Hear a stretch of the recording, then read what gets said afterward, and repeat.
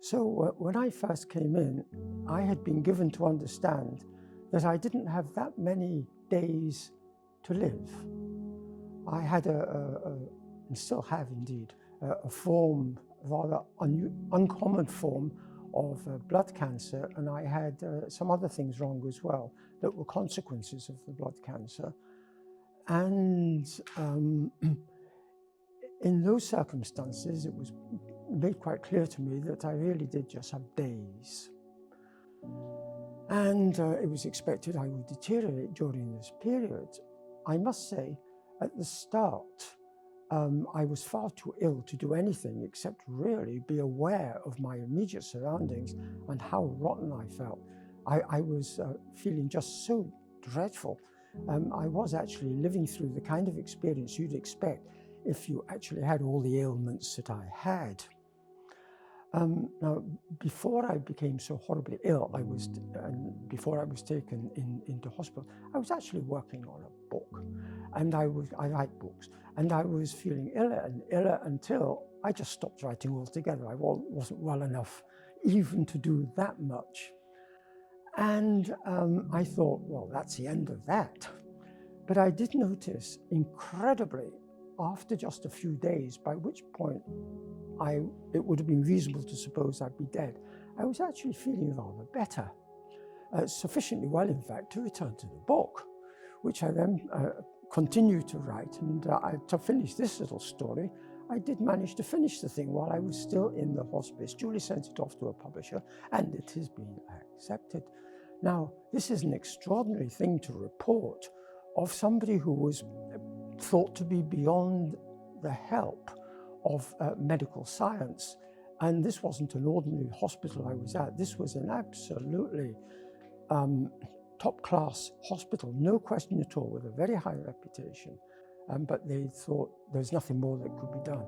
Well, plainly there was a lot more that could be done if I was not only enabled to survive a bit longer, but here I am, more than 4 years later, and I'm still at it. I've still got what brought me into the hospice in the first place, but it is being very well contained. And I'm in much, much better physical condition than I had been. So something was going on, whatever it was. And my own feeling is that what was going on that made all the difference was what it was that the hospice was so good at. Good is not a good enough word to describe what it was good at. It was absolutely brilliant. And it's all got to do with what I was saying a few minutes ago, and that is the aura or the atmosphere, I'm not sure quite what the word is, that surrounded the hospice, emanated, it radiated in all directions within the hospice and outwards from it.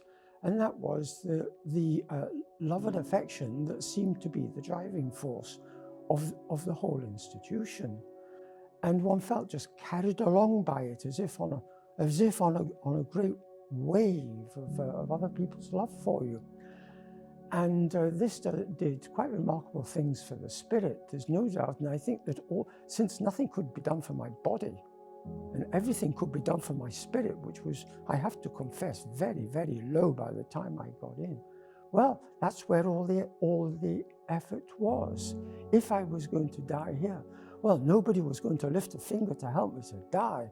What they would do would be work with the best of intentions. That's intentions driven by a sense of love and affection for the person, to be as comfortable, as easy as possible.